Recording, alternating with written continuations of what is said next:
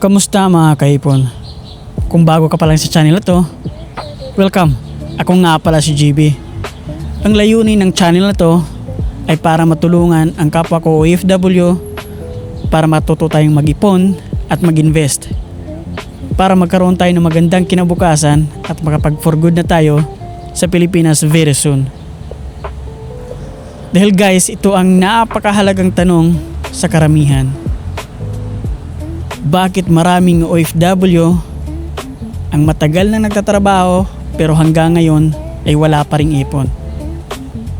Sa tingin ko guys, hindi dahil ito sa maliit ang sahod, kundi kadalasan kulang lang tayo sa plano. Guys, kapag dumating na ang sahod natin, magtabi tayo kahit 10 or hanggang 20% sa sahod natin bago tayo gumastos sa kung ano-anong mga bagay. Hindi kailangan ang malaki kaagad ang maiipon natin. Ang kailangan ay tuloy-tuloy, yung consistent na pag-iipon. Kahit malit lang na halaga.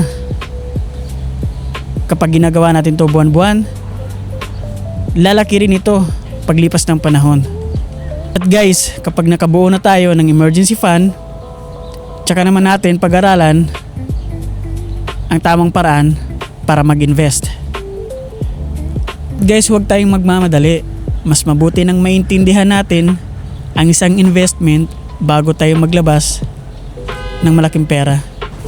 Tandaan guys, ang tunay na yaman ay hindi nasusukat sa laki ng sweldo, kundi sa tamang paraan ng paghawak ng pera.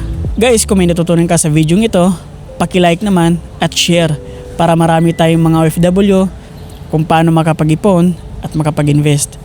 Maraming salamat guys sa panonood, mga kaipon. God bless sa ating lahat. Ingat!